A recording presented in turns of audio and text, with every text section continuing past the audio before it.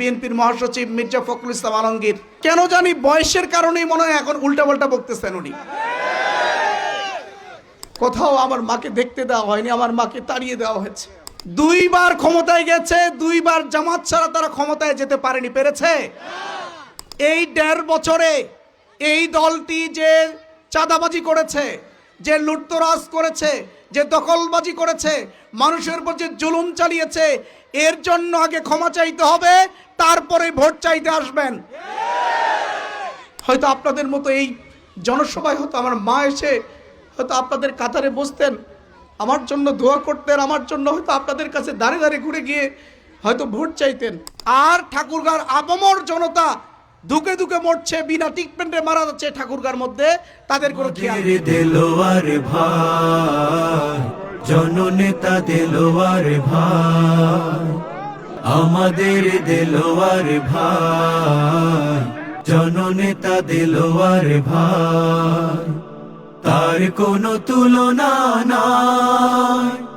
দল মত ধর্ম বর্ণ নির্বিশেষে, দল মত ধর্ম বর্ণ নির্বিশেষে ভালোবাসে তাকে সবাই। প্রিয় নেতা দেলোয়ার ভাই, ঠাকুরগাঁও একে তাকে চায়। আমার খুব কষ্ট হয়, আমি যাকে এত বেশি ভালোবাসি, যাকে এতটা সম্মান করি, আমি সর্বোচ্চ সম্মান মর্যাদা দিয়ে যাকে কথা বলি, সেই বিএনপি দলীয় যিনি এখানে এমপি প্রার্থী আছেন, বিএনপির মহাসচিব মির্জা ফখরুল ইসলাম আলমগীর, অত্যন্ত হতাশাজনক। না কেন জানি বয়সের কারণেই মনে হয় এখন উল্টাপাল্টা বকতেছেন উনি। যদি তাই হয়ে থাকে, বয়সের কারণেই যদি এখনই উল্টাপাল্টা বকে থাকে, তাহলে এমপি হওয়ার পরে কি হবে ভাই? আচ্ছা বলেন তো, 1991 সালে যখন বিএনপি রাষ্ট্র ক্ষমতায় গিয়েছিল, কার সহযোগিতা নিয়ে গিয়েছিল? জামাতের সহযোগিতা নিয়ে।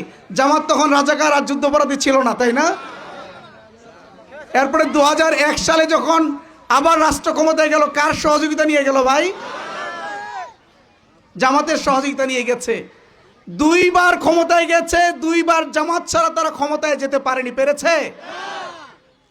যখন আমরা আপনাদের জোটে ছিলাম তখন ছিলাম সঙ্গী, আর যখন এখন জোট থেকে বেরিয়ে আসছি, আমরা আলাদা হয়ে গেছি, এখন আমরা আলাদা হবে, রাষ্ট্র ক্ষমতায় যাওয়ার স্বপ্ন তৈরি হয়েছে, ফিল তৈরি হয়েছে, তখন হয়ে গেলাম আমরা হলো জঙ্গি, তাই না?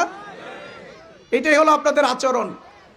আমাদেরকে উনি বলেন যে জামাতকে নাকি রাজাকারের দল, আমাদেরকে ক্ষমা চেয়ে নাকি তারপর ভোট চাইতে হবে।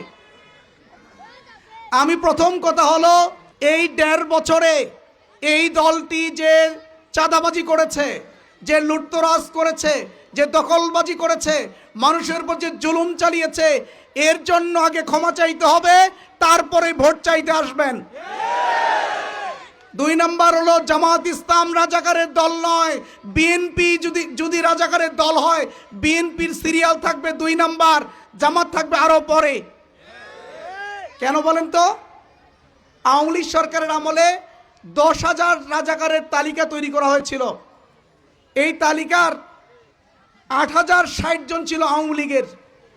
কে করেছিল এই তালিকা ভাই? আমরা করেছি না আওয়ামী লীগ করেছে? আওয়ামী লীগ তাদের সরকারে থাকাকালীন সময়ে 10,000 জন রাজাকারের তালিকা তৈরি করেছিল, যুদ্ধাপরাধী তালিকা তৈরি করেছিল।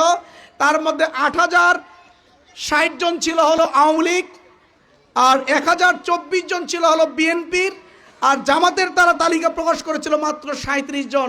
রাজাকারের দল কোনটা ভাই? বিএনপি রাজাকারের দল না?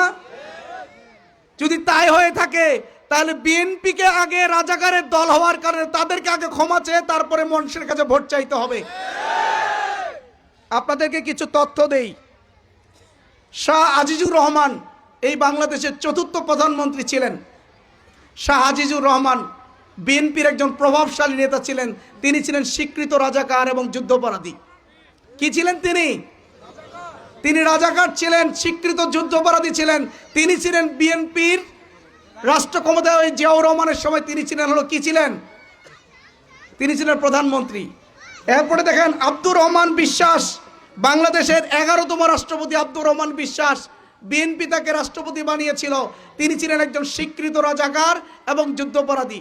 এইভাবে যদি আপনাদেরকে তালিকা দিই, মশিউর রহমান জাদু মিয়া, মোশাররফ হোসেন এবং আহসানুল হক মোল্লা সহ, আবার এটাও তালিকার মধ্যে চলে আসছে যে আমাদের বিএনপির যিনি মহাসচিব তার বাবাও নাকি রাজাকার ছিলেন, এবং রাজাকারের কত নাম্বার রাজাকার ছিলেন সেই নাম্বারটাও এখন বেরিয়ে আসছে।